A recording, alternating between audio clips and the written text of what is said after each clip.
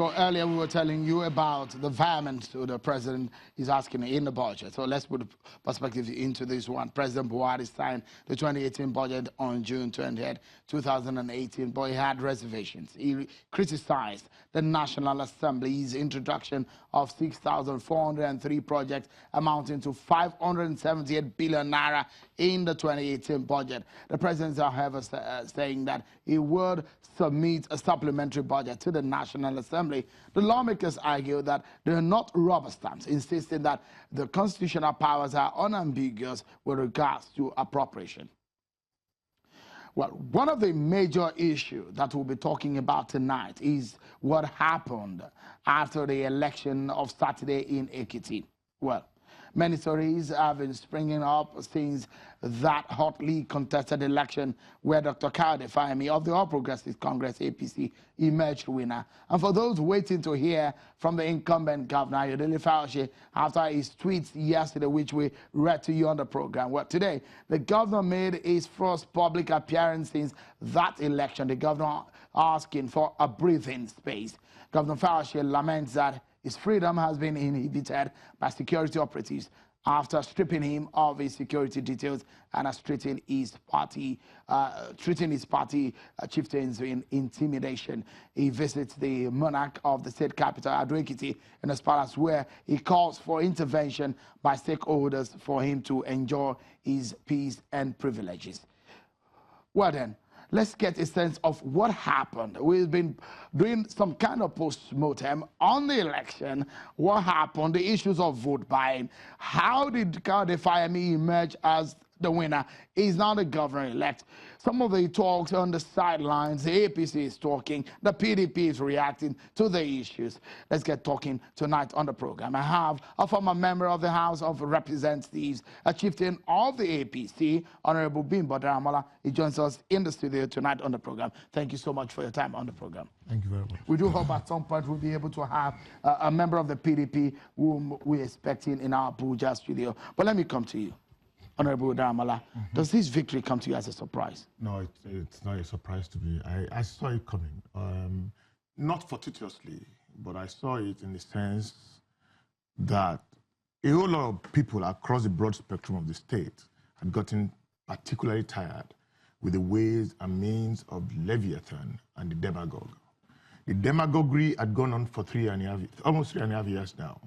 And all of a sudden, the number of people are beginning to suddenly start realizing that, hey, what's going on here? Are we going to go through another 4 years like this? Okay, fine. The guy who ran against us, Professor Leka, I challenged him to bring out a flyer. One flyer that shows or that could have impressed it on Ekiti people who Eleka is and what he meant, what his ambition meant for Ekiti people.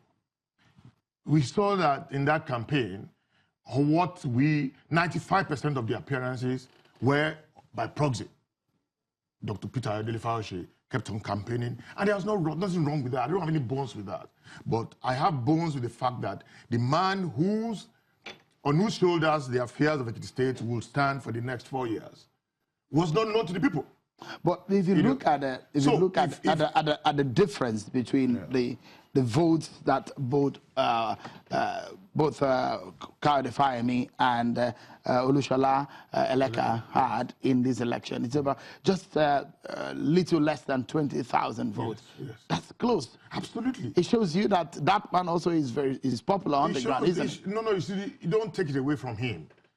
Everybody knows that Peter Fayemi, His Excellency, obviously, I mean, he's been on ground for a while. He has succeeded. I was on this same station where I said to you that he had fed Ekiti people with his own diet of his political philosophy. You remember I said that to you? And the palate of Ekiti people started getting used to that. And what Dr. Fayemi now did, and by extension everybody, don't forget that 33 people ran for primaries on the APC platform. And virtually everybody had one central thematic thrust that ran through everybody. You see that somebody is saying rebirth, another person is saying restoration, another person is saying reclaiming, so we agreed, it wasn't in doubt that something had to happen to Ekiti State. Yeah, but I mean, for those almost 200,000 votes, yes, that Professor Leka had, is saying otherwise what you're talking about. No. You see, it was a close election, but the strategy for winning by the PDP was obviously one route strategy: make them poor, don't pay salaries, make them impoverished. Once they are impoverished, they are vulnerable.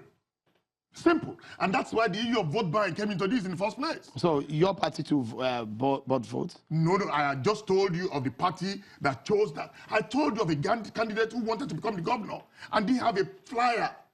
Not one flyer. So your party did not. You heard about the huge effect of vote buying. I heard about. Did your party buy votes? Where? If we bought votes, the margin won't be that close. It flies in the face of logic. Two things brought me to this station today. Nobody brought me here. Two things brought me here. Number one, would there have been federal might in that election and it would be that close? We saw when there were federal might there. And then we saw the results posted in 2014. And she'll make no mistakes about it. Sitting before you tonight is a man who had the opportunity of who saw it in 2014 and then also witnessed it in 2018. Where was the vote buying there? If we bought votes, the margin would be 19,000. It flies in the face of logic that anybody will attribute that victory to vote buying.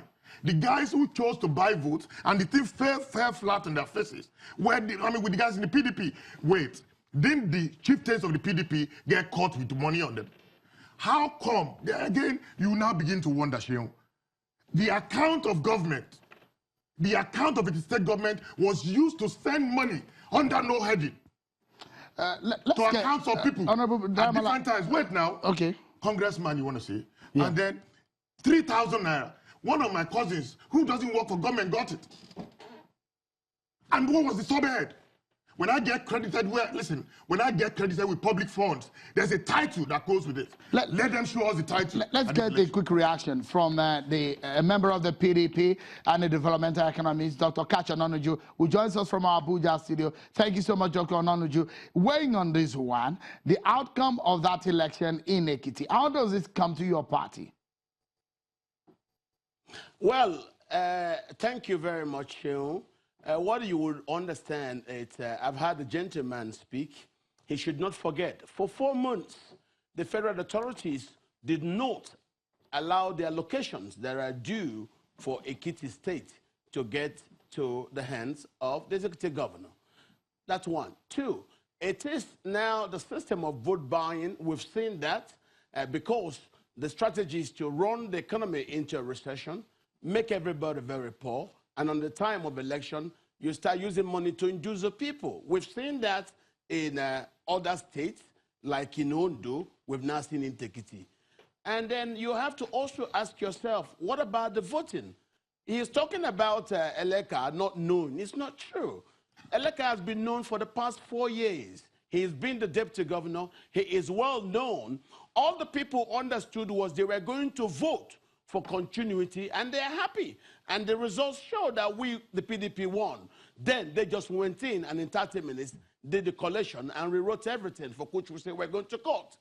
Secondly, if you're talking about what the people were voting for, the people knew what they were voting for. They didn't want to vote for headsmen. They didn't want to vote to lose their land. They were voting to secure Ekiti land in the hands of Ekiti farmers and in the hands of the people of Ekiti, not to be having their land given to headsmen, as it's become a well-known policy of the APC government.